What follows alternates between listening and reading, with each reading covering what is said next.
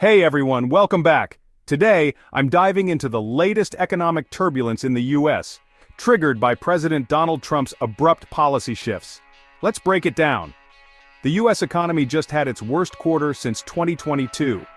Gross domestic product, or GDP, registered at an annualized rate of minus 0.3% in the first quarter, according to the Commerce Department.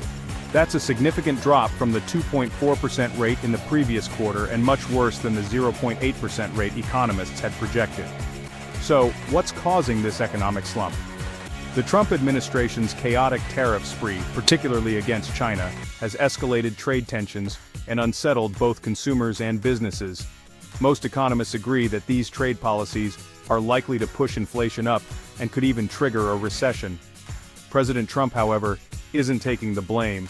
He's pointed fingers at what he calls the Biden overhang, claiming that the weak numbers are a legacy issue. He insists that once the dust settles, the economy will boom like never before. Digging into the numbers, the decline was largely driven by a wider trade deficit. Americans rushed to buy goods before the tariffs hit, causing imports to skyrocket by 41.3%. Meanwhile, exports only grew by 1.8%. When imports exceed exports, it subtracts from GDP, and this was the biggest drag on growth since records began in 1947. Trump's top trade advisor, Peter Navarro, called the GDP report the best negative print of his life. He argues that the markets should look at the sharp increase in domestic investment last quarter. However, much of this investment came from businesses stockpiling ahead of the tariffs. There were also signs of weakness in consumer spending, which powers about 70% of the US economy. It slowed sharply to a 1.8% rate, down from 4% in the previous quarter. Government spending also took a hit, dropping to minus 5.1%. On the flip side, business investment expanded at a 9.8% rate, up from minus 3% in the fourth quarter. Interestingly, while this GDP report points to a weaker economy, it doesn't necessarily mean we're in a recession just yet. Unemployment remains relatively low at 4.2%, businesses are still investing, and consumer spending hasn't collapsed entirely. However, the economy could quickly worsen, especially if Trump continues his tariff blitz.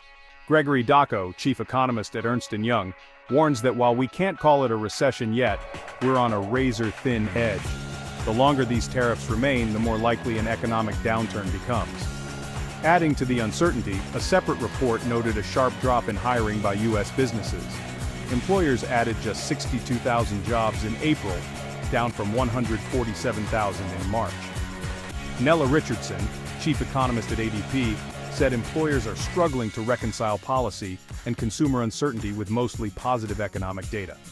Remember, a recession is typically defined as 2 consecutive quarters of negative GDP, which hasn't happened yet.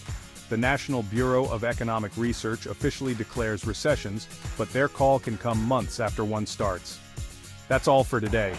Keep an eye on these developments as the economic landscape continues to shift. Don't forget to hit like and subscribe for more in-depth analysis. See you next time.